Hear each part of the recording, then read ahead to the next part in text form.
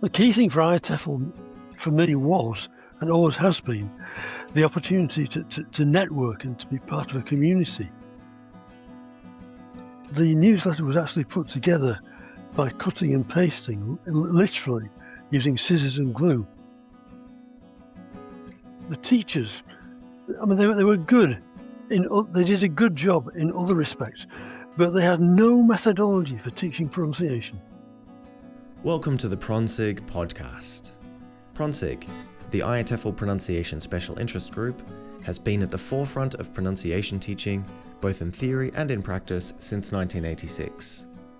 We support teachers around the world in developing their knowledge and confidence in pronunciation pedagogy and fill the gap often left by a lack of teacher training through a wide range of online and face-to-face events, including workshops, conferences, webinars, and book clubs, and publications such as our biannual journal Speak Out and our monthly blog. In this podcast, we interview key figures in PronSIG history and the wider pronunciation field to provide our listeners the chance to get to know them and their careers a little bit more personally in this conversation-style format. We hope you enjoy the podcast. Hi there, this is Mike Budden, and I'm the host of the PronSIG podcast.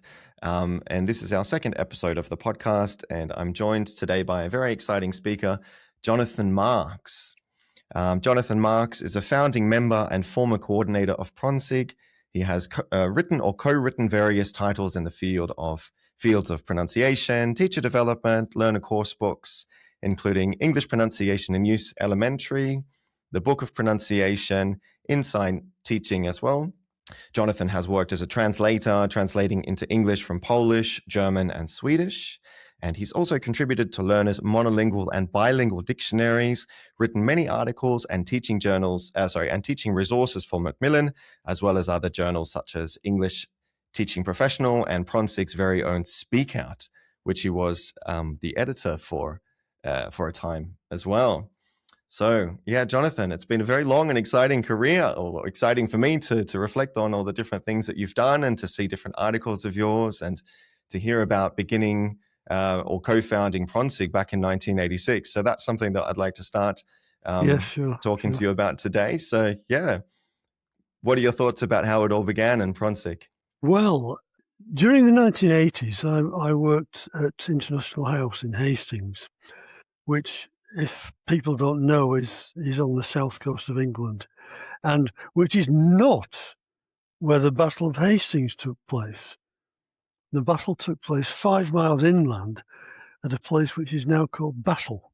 Anyway, that's by the way.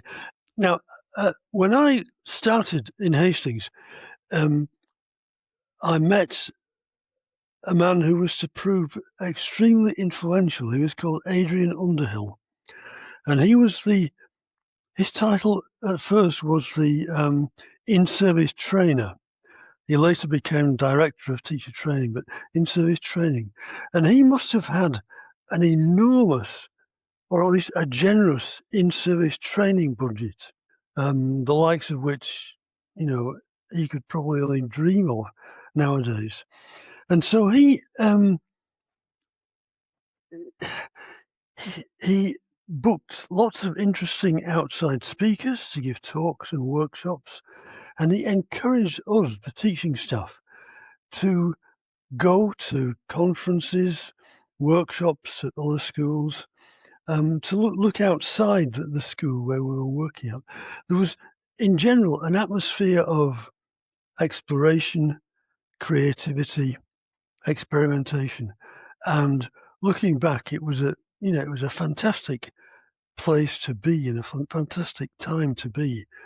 At that school. Anyway, in 1985, we found out through Adrian there was going to be a conference called IATEFL in Brighton. And IATEFL, up until then, apparently, had been a very sort of monolithic, sluggish organisation, very much under the control of Bill Lee, its founder. And 1985 marked a kind of democratization, a different format for the conference, different people involved in organising deciding what was in the conference, different formats for presentations, different lengths of presentations. And Adrian encouraged as many of us as possible to go and give talks, presentations, workshops. I did. The first one I did was about using Cuisinart rods in language teaching. But the key thing for ITEFL for me was, and always has been, the opportunity to network and to be part of a community. And I suppose I drifted towards talks about pronunciation because I was particularly interested in that. And that's how I met Michael von Rees. It was his initiative entirely to start the pronunciation special interest group, which happened, I think, a year later, 1986, by which time there were already a number of special interest groups operating in ITEFL.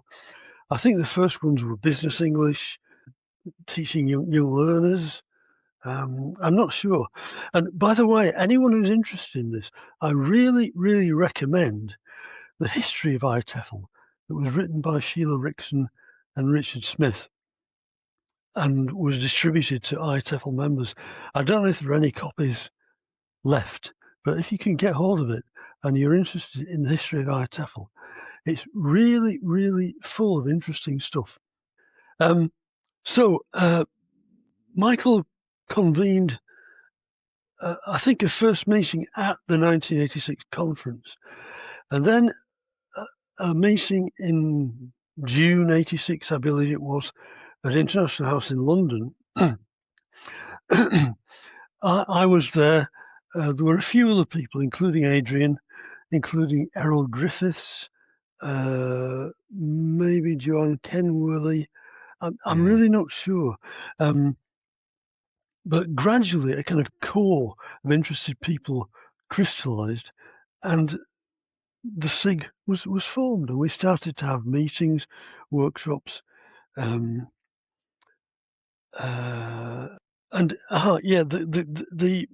what was called originally the newsletter of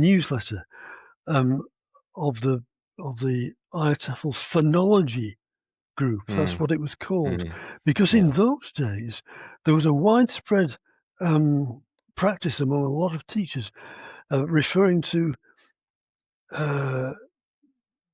pronunciation and stress and intonation, as if stress and intonation was something separate.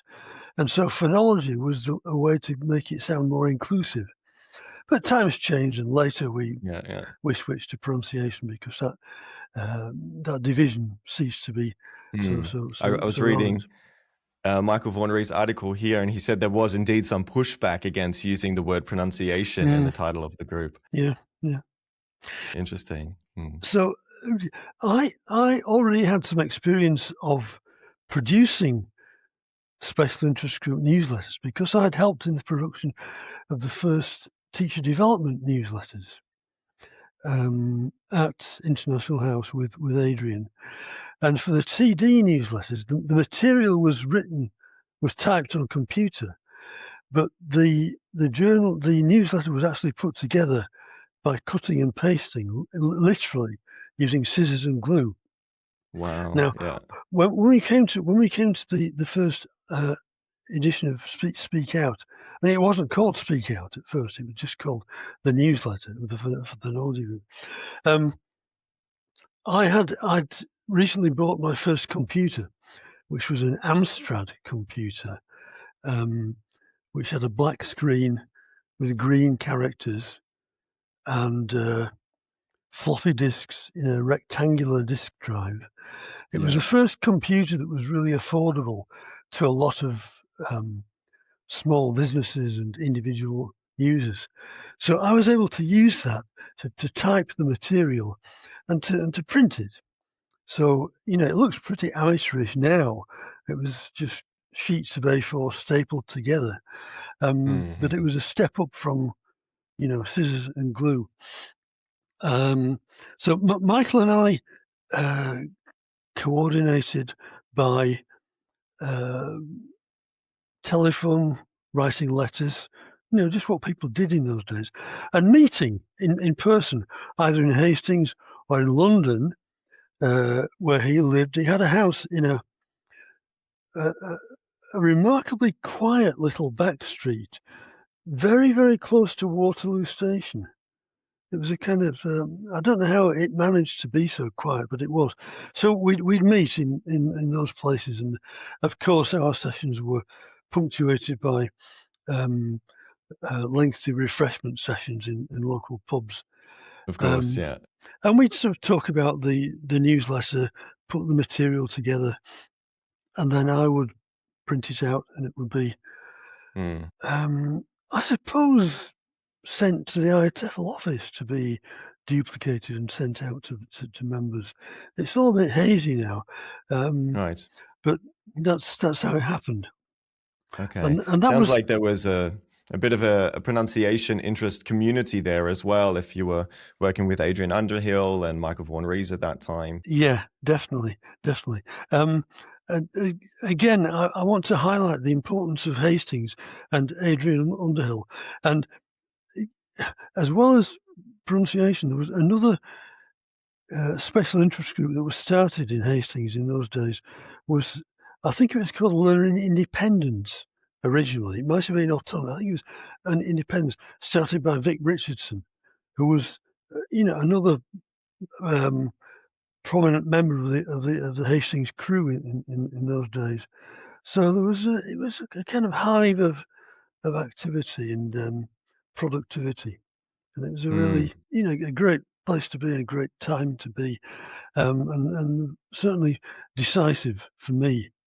The next big development with the newsletter was we gave it a name, Speak Out, which it still has to this day. And one of the early prominent contributing members was Adam Brown. And, he's continued to contribute, even up to this day, writing for Speak Out. He was working at that time at the University of Aston in Birmingham, and he had access to an Apple Macintosh computer and a laser printer, which was like a step into the future for me and for Michael as well. And so he graciously volunteered to take on the production of number 3. And the result is that it looks so much easier on the eye. A major leap forward in quality of presentation. Yeah. We've never looked back since then.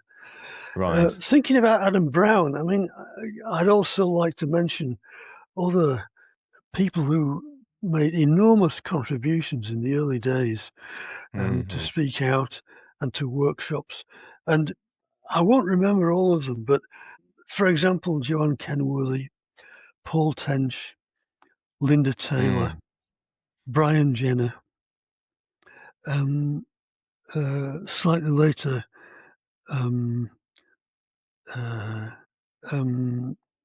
Barbara Zeidelhofer in Vienna, as we began to be a bit more international. Jennifer Jenkins, who published articles which, point towards the development of her ideas, which led to a key book in 2000. Of course, yeah. So yeah, others. I'm sorry, I could have made a list, but because no, that's all right. Just like this, I can't remember everybody.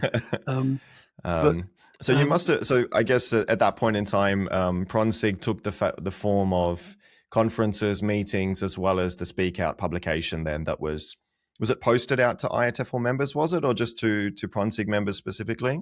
To PronSIG members, right? And it's always been available for sale to anyone. It's the general public. For £5. I think £5 is still the cover price, but I don't know whether anybody's ever bought a copy. So it's I can't provide any figures there, unfortunately. No, but it must have been an interesting time for pronunciation, because that was on the back of, or around the time of, the communicative language teaching movement as well. and there was less focus on pronunciation. So did you feel a specific need to put more emphasis in the industry on pronunciation? For me personally, I don't think it was the communicative approach specifically. I think it was just that I'd always found pronunciation kind of interesting and important in speaking a language. I think it actually goes back to my primary school, where at the age of 9, I was part of an experiment conducted in I don't know how many schools, a minority of primary schools in the UK, to introduce French at primary level. Right. Which fizzled out after a couple of years, but I was lucky to be there, and so I had French in primary school, and I don't know whether it was entirely oral. I don't know whether we did any writing. Maybe we did, but it was certainly primarily oral what we did. And I remember using lots of pictures as a stimulus for talking. But what I remember most vividly is our teacher. It was our regular class teacher. I don't know how much French she knew, because apparently some of the teachers involved in this experiment were just one jump ahead of the pupils. And, she was probably going to a course at weekends to learn a bit more French. I don't know. So you say it was an experiment. You're saying so a pedagogical experiment with a new sort of methodology of teaching, was it? Yeah. And what I remember most vividly is that she had, I'm still sure, and it's hard to say this because it's 1964, but I'm sure she had a good French accent. Okay. And I just loved listening to her making these sounds and making them for myself. Okay. When I went on to grammar school, there were it was a boys' grammar school, so there were boys from various primary schools, and some had French, some hadn't. And the solution was just to ignore the French that we'd had and just start French from scratch using grammar translation, which which I liked as well, because it was a different way of looking at the language. Although I remember thinking that even at the time it was a bit of a waste of effort.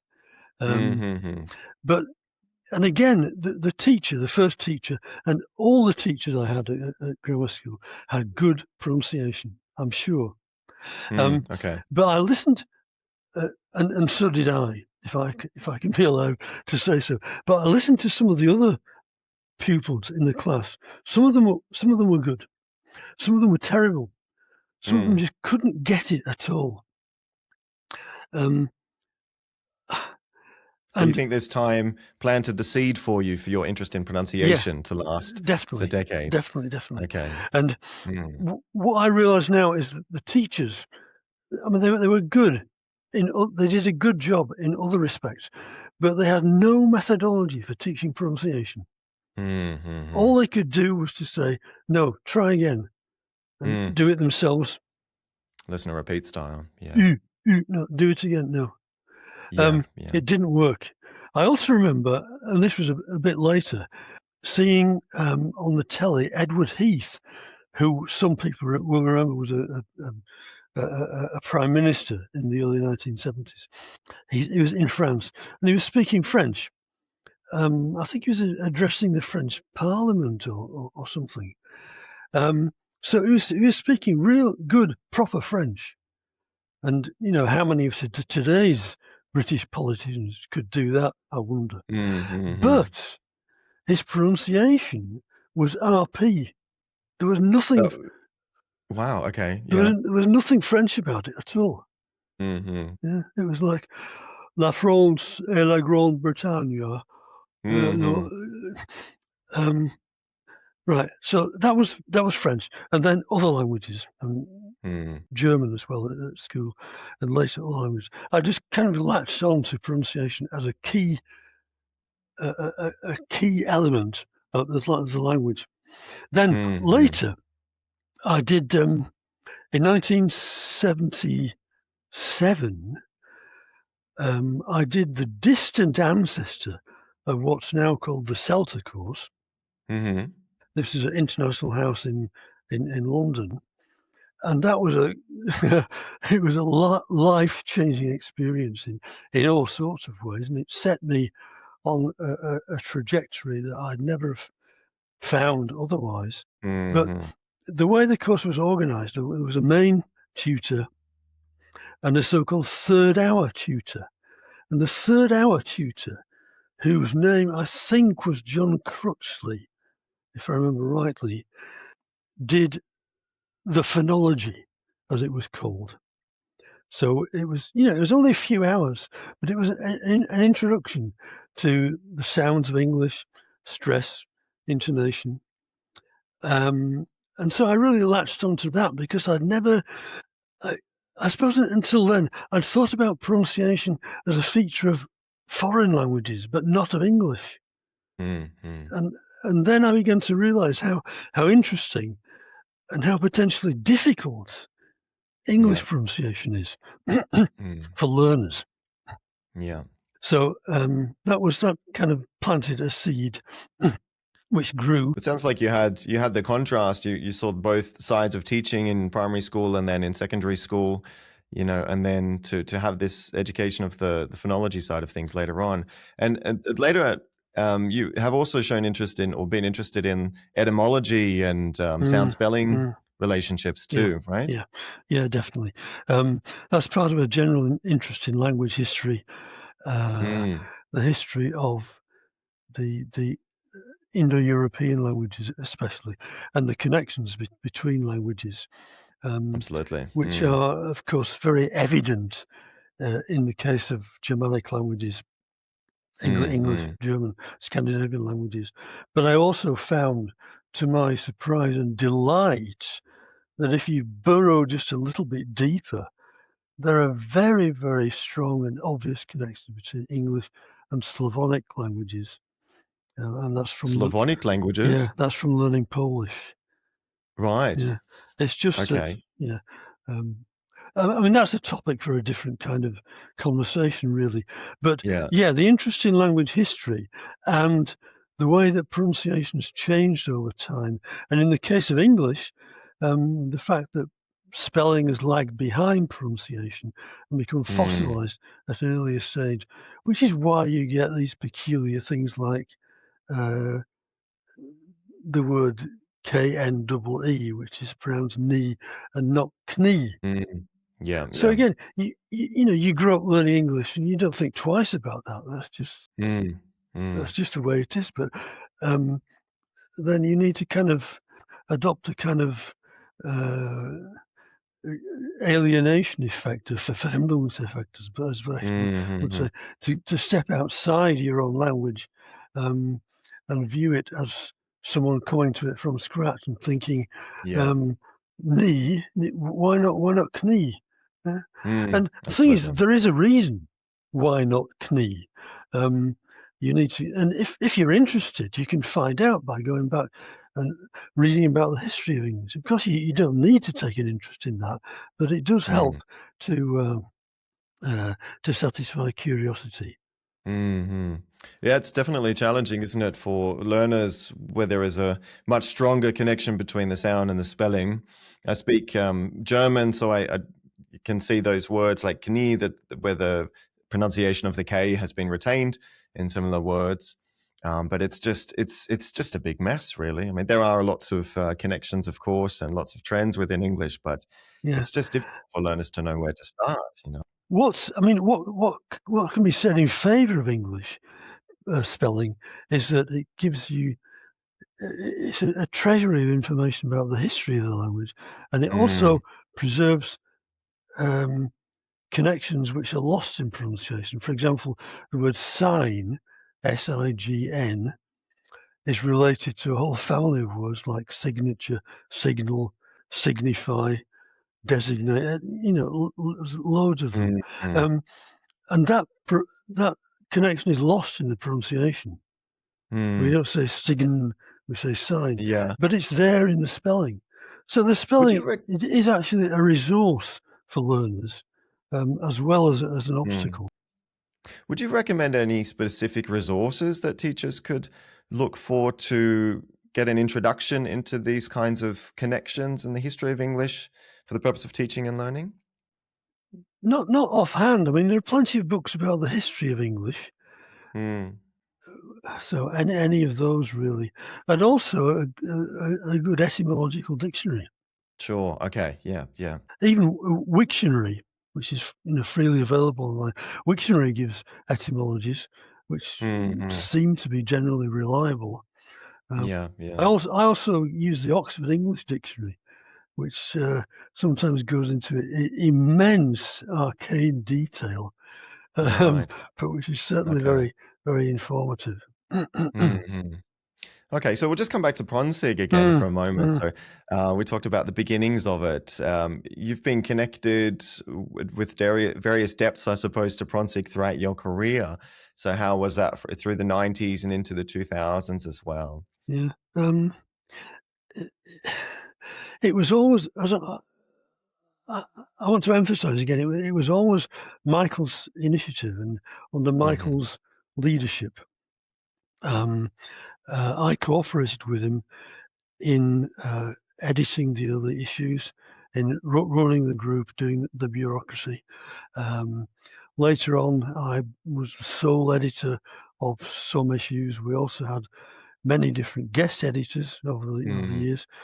And I also did a stint as coordinator and then as joint coordinator. Um, and, I've been less involved in more recent years, but I've attended some of the events, and I've written a bit of stuff for Speak Out. Yeah, yeah, okay. All right, I might ask you about some of the books that you've either Mm, written or mm. co-written as well. So we can start with English pronunciation and use. So the elementary one is the level that you put together, and they're incredible works, and they're ones that series has proved to be quite timeless. I feel. What was the process like for you getting that book together? Was it easy? Well, not easy, but based on resources that you'd collected over your career, did it take a long time? Well, it was a bit of a slog, and it took a long time. Yeah, and it was based on other resources that I had and I'd Mm, used. It was based on my experience and based on, I suppose, what little feeble creativity I have, and kind of matching that with the requirements of the format, because you know it had to be the units had to be of a certain length, the pages were a certain size, okay, and there was yeah. so much room. And when it got down to the final stages, there were cases where the the production people said, "No, you can't use that word there because it's too long. You've only got 3/4 of an inch in that column, so Is that right? Yeah. choose a shorter word." It was really that level of detail. Um, so yeah, a lot of sort of cramming ideas into a restricted format, but that was manageable. I also relied very much on Mark Hancock's book, English Pronunciation and Use Intermediate, which which came out first, Right. obviously. So I followed his lead in lots of Yeah. respects. Have you Um, heard from any learners or teachers that have come and shared anecdotes with you about their use of the book? I don't know about specific anecdotes, but people have said they liked it, they use it. That's all. Mm. Yeah, and Must have been very different compared to putting together pronunciation materials or reflecting on your schooling when there wasn't really widespread audio available. I mean, that's something that I can't imagine. I only started my career mm, 12 years ago. well, I'll tell you, when I started teaching um, in 77, the the audio material we had was on open reel tapes, Wow. which Okay. was actually great for pronunciation because it meant that without using the controls, just using your finger, you could Mm, rewind the tape a second or 2 seconds. mm, So you could replay a single word or a single sound. And when we started using cassettes, that was lost. You couldn't do that anymore. mm. So Oh, you would have had the clunky sound of rewinding and then yeah. probably rewinding too far. And yeah. um, yeah. And also, when I talk about audio material, I'm talking mainly about the material that accompanied course books. Mm, There were very few course books that were in use, but there was very much less supplementary material. mm, mm. I remember using, in those early days, a series of slim books by Colin Mortimer, which were later repackaged as elements of pronunciation. And there was stress time, there was link up, there was contractions, but that was a Yeah. very early attempt, and for its time, very successful attempt to grapple with those features of English pronunciation which were otherwise Mm, neglected. mm, mm, And so I started using some of those, and there were one little one page I remember from stress time. Now, I could say a lot about stress time because I think it's yeah. greatly misunderstood. And I don't think English is stress timed. I don't think any language is stress timed, actually. But I used to think it was. And so I used these dialogues. One of them, which I particularly liked for obvious reasons, went along the lines of Jonathan's an irritating fellow, but he's necessary. Irritating, irritating. Necessary, necessary. Certainly he's irritating, but I wonder if he's necessary. All said to Mm, to a regular rhythm. mm, mm, mm. Now that was the well, things have progressed since then. So there was very little material, teaching material at all, and very little specifically pronunciation material, Mm, mm. which That's interesting. It sounds like that was sort of a time when that's kind of audiolingual, I suppose, in a way, right? Where the meaning is not so much connected to the sound of the repetition, the parroting, if you will, yeah, of what's being said. It's an definitely. interesting point that you said that it's not a stress times language. I mean, that's contrary to what a lot of the literature says about the Yeah, language. yeah. You know, Spanish is syllable timed, English is stress timed, so they say. So they say. I think it's a red herring. I think the only way that you can speak with stress timing is to. I mean, I've done this with a metronome. I haven't got the metronome with me at Mm-hmm. the moment, but you can do this, and you can recite stuff like uh, if I can remember this.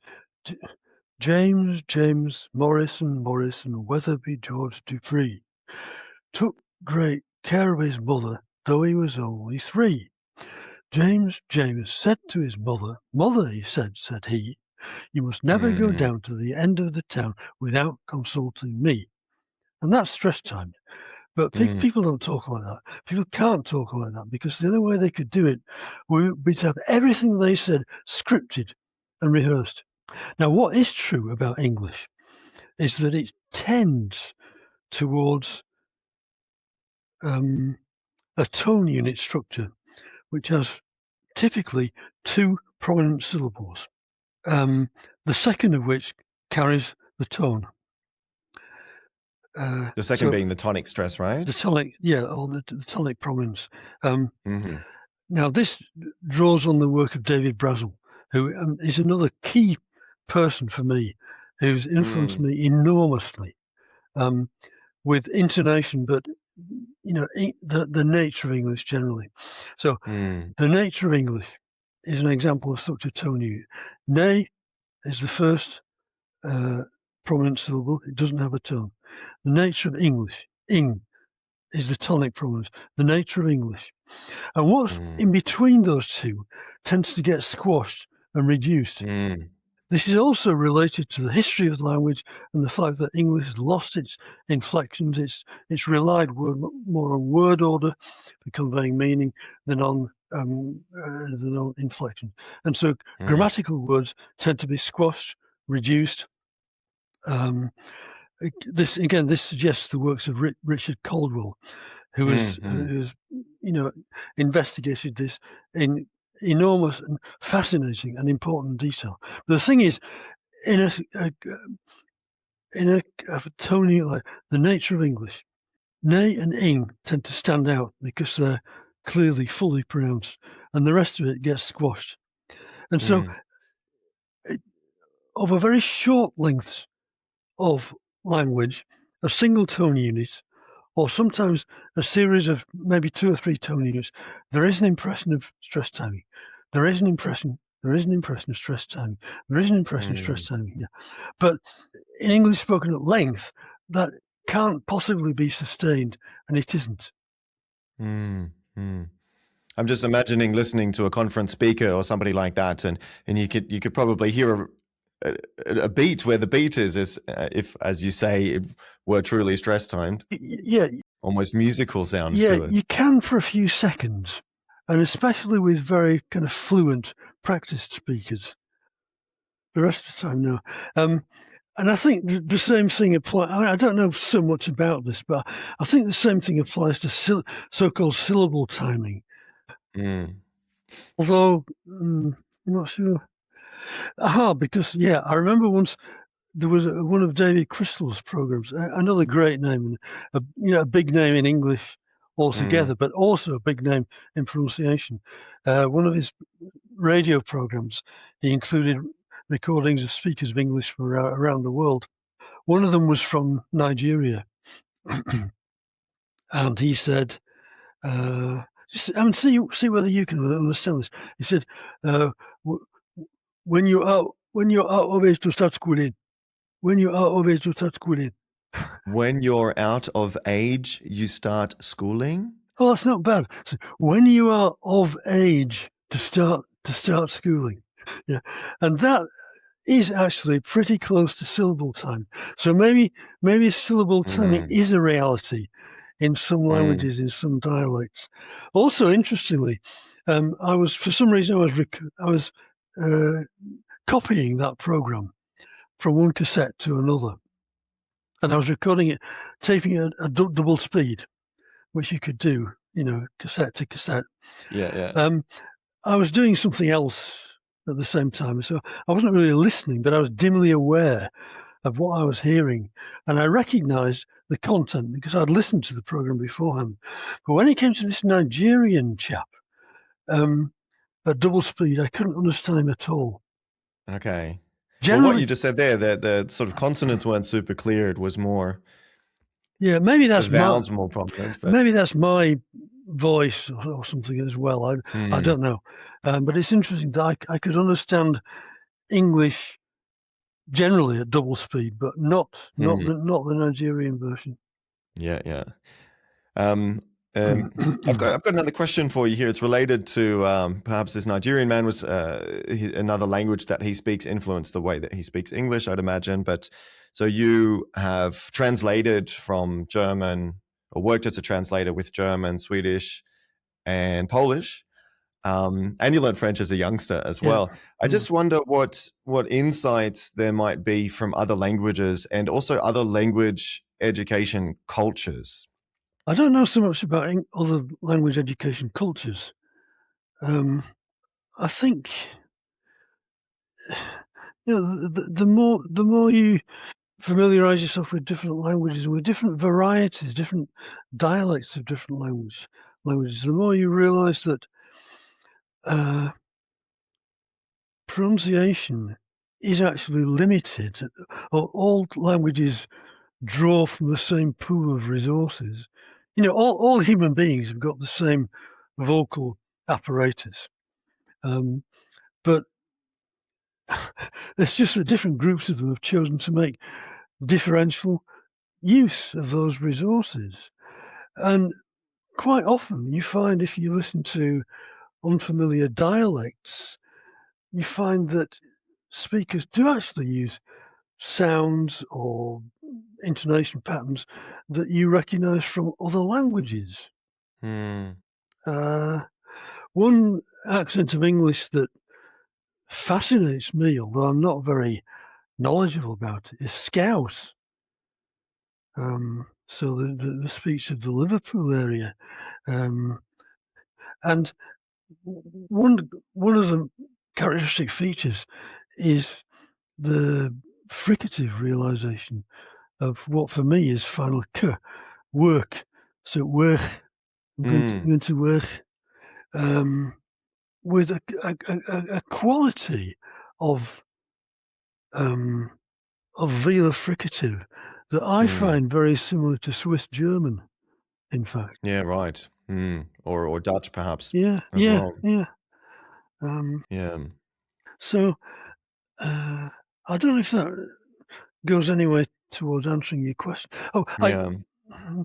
I also think, and this is maybe quite obvious, that the more you take an interest in the pronunciation of the languages, the more you can understand and empathise with the problems, the struggles that learners of various Absolutely. nationalities Yeah. have with English, and the more, hopefully, the more able you are to help, because you hear and you realise that she's palatalising that sound too much, and so you can give her instructions as to what to do to try to change it. Other than just saying, try again and say it like me. Yeah, that's it. Yeah. I teach German and speak German fluently, so I teach German as a non-native teacher, and English as well. And German has a much more restricted the German speaking world is a lot smaller than English and less spread around the world. And I think that German speakers, native speakers, might have a strict idea of how the sounds can be realized. There are more and more so Indian people coming to Germany, and German speakers are struggling to get used to that rhythm, whereas as English speakers we're quite used to an English rhythm in how they would pronounce English. So I think the tolerance for variation within German is smaller. But then also I noticed that the German teaching industry is less progressive, in my opinion, than English. And I have a pronunciation book behind me, and there's nothing about intonation. It's only about the smaller units, the phonemes, and the word syllable stress within the word, but not within the unit, which I find quite fascinating. Yeah, yeah. I mean, I don't know about that, but one thing about German is there's you say there's perhaps a lack of tolerance towards the pronunciation of recent immigrants. Perhaps it's not intolerance. Perhaps it's just lack of Familiarity. familiarity. Although in Germany, across the German-speaking world, from the Danish border down to Austria and Switzerland, there's a huge variety of pronunciations, which are tolerated, accepted. I don't think there's ever been the same view as there has been in Britain, in England certainly, that received pronunciation is the way for people to go. But I think people everywhere are facing the need to be tolerant and to tune in to varied pronunciation.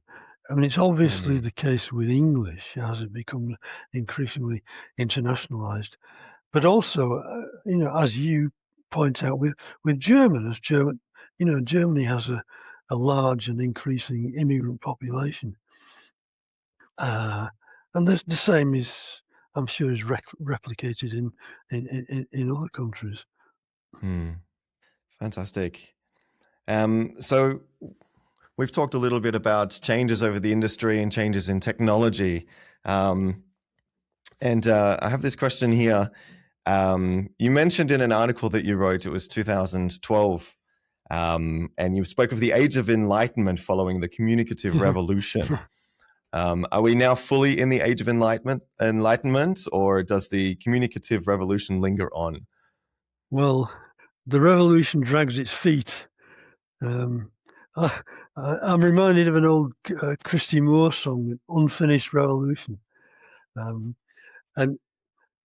yeah, I mean, I don't know whether revolution is actually the right word. It was certainly a change of emphasis in English language teaching in Britain initially, and it's never really successfully exported itself to all parts of the English language teaching world. Well, at the same time, it's been questioned, but people certainly a kind of thick communicative approach, which says we don't need to teach grammar; they'll pick it up. The thing is to communicate well, and we don't need to teach pronunciation because good enough is good enough, and it'll take care of itself. And of course, it doesn't happen. And pronunciation in particular is potentially the first barrier and an insuperable barrier to communication. If I can't understand somebody saying when the time comes to start schooling, that's it. We can't talk. Yeah. We can't talk to each other. And the same applies to grammar.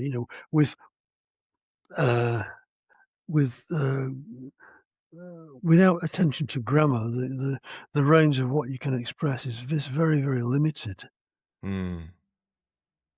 So, so I think there's quite a widespread recognition that it is important to pay attention to the nuts and bolts of language, but at the same time to do that in contexts which are likely to be useful to people in communicating. Yeah. I wonder if a core of the issue is that many people's English language education begins in school, and schools have other challenges, classroom management, big classes, varied levels as well. And it's very, very difficult to ensure that students are focusing on pronunciation. And it's very difficult for the teacher to give feedback to each individual student in every single lesson. And so the constraints of the school classroom, which account for the first few years of English language education, sets a precedent that language is about vocabulary, it's about grammar, it's about writing accuracy. And so people who are teaching adults English as a second language, they're getting them later on in their journeys and having to respond to this, and it's harder to pick up the weight at that point. Yes, I'm sure that's right. Although I do think people learning English nowadays, and who isn't learning English nowadays, have access to fantastic resources. At the touch of a button, they can conjure up English of all varieties, of all genres to listen to, if they're motivated to do so. And if they're right, and another thing about traditional pronunciation teaching is this insistence on aiming for a particular variety of pronunciation. I think that's still very strong in some quarters, and it just makes it unnecessarily difficult for learners who have trouble pronouncing TH sounds and really struggle with it, and perhaps adopt a negative attitude toward English lessons because of that. While, of course, it doesn't really matter. There are far more important things. What quarters are you referring to there? Do you think in schools, in school course books, or in particular countries that have a certain culture for learning English? Yeah, I think in Poland, for example, which is where I've lived for half my life, there's still a very strong feeling among teachers and teacher trainers that RP is the thing to aim for. I don't think it's Right. universal anymore, but it's still pretty strong. Hmm. So, this is a question I've been looking Yeah. forward to asking you. What fields or books, perhaps, what other things in your life have influenced your teaching career, be it music or something like that? Well, music's interesting because I'd say that music's very important to me. I spend a lot of time listening to music of various kinds, more jazz than anything else, but various kinds. And I'm a failed performer on several instruments. You know, if I get reincarnated, which I'm not expecting, if I do, my priority will be to become a musician. But it's hard to say whether music has really had much of an impact on my teaching. Maybe Okay. it's had an impact on my listening, Okay. on the importance of listening to language, listening to pronunciation.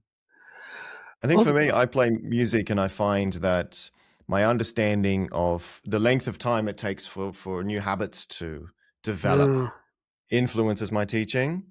And that students who can't do it straight away, that's okay. How many English speakers believe they either can or can't roll their R's, for example, the Spanish way. But if they tried it every day for 30 days, yeah, then we can see who's able to do it at the end of the 30 days. right. I think that would be more accurate, perhaps. But Yeah, I think so. yeah. Other fields are connected with humanistic psychology, and again that goes back to the 1980s and Adrian's influence and the books and the speakers he turned me on to. Earl Stevick, for example, was a key influence, and Silent Way, above all. Yeah. The Silent Way is about developing student awareness of their physical muscles, proprioception also. Is that in a summary? Yeah. This has been developed particularly by Piers Messerman and Rosalind Young, and they've written articles in Speak Out and elsewhere, so check those out. But in the 1980s, I went on a series of weekend summer workshops with Caleb Gattegno in Bristol. Piers was there, Adrian was there, and it was a kind of baptism of fire because Gattegno was not an easy person to work with at all. Who was that? Sorry, Gattegno, the inventor of the Silent Way. Right. Okay. But he would, sometimes some member of the group would do a spot teaching a bit of language, and Gattegno would shout out, "Stop teaching! Stop interfering!" I see. Because for him, a lot of what we regard as teaching is interfering with learning. So, and the Silent Way is just a nickname. He said that guided discovery, really, isn't it? Yeah. He said that somebody came to watch a lesson he was teaching and was struck by the fact that he didn't speak. Yeah. And Gattegno said, "Oh, because this is the Silent Way." It was just a nickname off the top of his head, but the name stuck. Yeah. And he subsequently became a bit annoyed about it, so he started to talk a lot during his lessons. But the thing is, the talking he did was not taking the place of the learner's learning. I mean, it's a topic for a much longer conversation, but for Silent Way is essentially the subordination of teaching to learning in the special case of teaching foreign languages. And that's it, subordination of teaching to learning. The learner learns. Nobody else can do that. The learner has to do the learning themselves. The teacher does what they can to help. Yeah. And not to interfere. Yeah, yeah, And that's indeed. it, really. It's as simple as Yeah. that. It's as simple as that, and it's as difficult as that. Mm-hmm. Okay, I've got 2 more questions for you, I think. Something that a question I'm interested to ask you, with you having your been in the industry for a long time, to observe it in different periods and to talk to different people at conferences and teachers at various stages of their careers. I'm interested, I think once you get interested in pronunciation, it can definitely benefit your teaching a lot. You can learn a lot about phonology, about how to assist students in describing how sounds are created. But how is the industry doing at improving general pronunciation teaching amongst teachers who don't find a specific interest in pronunciation teaching? I don't think I've really got the width of experience worldwide to answer that. I do get the impression that pronunciation is still quite widely neglected. Probably, as you hinted earlier, because in education systems, there are things like grammar which are easier to test, Mm-hmm. and what's easy to test tends to be, to a large extent, what gets taught. Indeed. So, I don't know. So yeah, there's definitely a community, a substantial and growing community of pronunciation, well, enthusiasts, we might say, teachers and teacher trainers, who do think it's important and who do take an interest in it. But Yeah. what proportion that is of the English teaching world at large, I can't really say. Yeah. Okay. All right. And we had one question from the team, from Beata, I believe. It was an anecdote that you allegedly told at a conference. The minute anecdote. Yeah. I don't know anything about it, so I'm. Well, the thing is, this came from a context of talking about jokes, and I've known people who can tell jokes for hours and hours and keep people laughing and entertained endlessly by telling jokes. I can't do that. I've got a very, very limited repertoire of jokes. I don't tend to remember jokes that I hear, even ones which I think are really, really good. But the few that stick in my mind are very often to do with pronunciation, in fact. And I can tell you 2, in fact. The newt comes afterwards, but the first one is, they both begin the same way, like a lot of jokes. A bloke goes into a pub. Yeah. And that's been one of the a role that I myself have embodied throughout my career. A bloke goes into a pub. It's good to be authentic. With his pet giraffe, and he orders pints for him and giraffe, and they stand there at the bar talking, and they have another pint and another one and another one, and eventually the alcohol gets to the giraffe's head. It takes a long time for a giraffe because it's got a long way to travel, but the drink goes to the giraffe's head and it collapses on the floor in front of the bar. And the barman says to the man, "Hey, you can't leave that lying there." And the man says, "It's not a lion, it's a giraffe." Yeah, that's right. And then the second one is, bloke goes into the pub with a newt on his shoulder.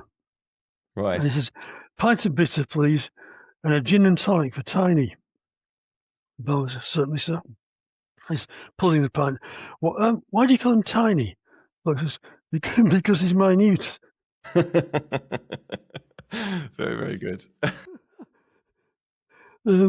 So very. And isn't English wonderful for, with homophones and things like that, to give us this repertoire of jokes that we can tell our students. Fantastic. So very silly, very trivial, but I think funny, and yeah. Yeah. All right. Well, thank you very much for today, Jonathan. We might wrap up the podcast there. It's been a great Yeah, sure. conversation. Is there anything that you'd like to finish up by adding? No, just thanks very much for having me, as they say. Thanks to the PronSIG for inviting me to do this. And thanks to the PronSIG for being a community to me, a resource, a network. I haven't been so closely involved in recent decades, but in the beginning in particular, it was absolutely crucial for me as an instrument of teacher development and of progressing in the English language teaching profession. When I started out, I was just a teacher, and I didn't really realise that there were so many pathways that could lead me into. But through being in Hastings, getting into IATEFL, getting into teacher training, and starting to travel around and do workshops, do talks elsewhere. Yeah, fantastic. That's how it all started for me, Yeah. really. When I was young, I always wanted to be a teacher. And at one stage that crystallised into a wish to be a primary school teacher. So after my degree, I did a postgraduate certificate in education for primary teaching. The final teaching practice was summer term teaching practice was I did in a village school in Dorset, right, in southwest England. Now the kids were actually very nice. They weren't badly behaved, but the problem was much more fundamental. The problem was they were 9 years old and full of energy and full of noise. And I decided, no, this isn't for me after all. So I ended the year not really knowing what to do, but needing to earn some money. And I found an ad for an English language teacher for adults for the summer. I did that and I found myself teaching mainly Italians. There was a mixture of nationalities, but mainly Italians who were 17, 18 years old and very adult and very serious. And I thought, oh yeah, this is good. This is interesting. I could do this. From some of the other teachers who were working there, I found out about this course you could do, the distant ancestor of Celta, where they said you can learn how to do things like, you hold up an empty coffee jar and you said, look, there's no coffee left. And I thought, wow, I've got to do this course. So I did, and it cost me 90 quid for the 4 weeks. That's it not was bad. the last course before the price went up from 90 to 110. Right. And it was the best investment I've ever made. And it determined the trajectory of the rest of my life. Yeah, fantastic. Yeah, well, thank you for the contributions that you've made in the books that you've authored or the articles that you wrote. And I have to quote here Michael Vaughan Rees from his speaker article in the 2014 one as well. He said, Jonathan Marks expressed an interest in undertaking a variety of tasks. So thank you for expressing that interest back in the 1980s. Right. All right. Thank you, Mike. Thanks, Jonathan. Thanks. All right. Bye. And thanks very much to our listeners for making it this far. We've got some more exciting interviewees lined up for the next few episodes, so be sure to subscribe and share the podcast with your colleagues. For information about upcoming events, head to iatefl.pronsig.org, and we wish you a fantastic and productive week. See you next time.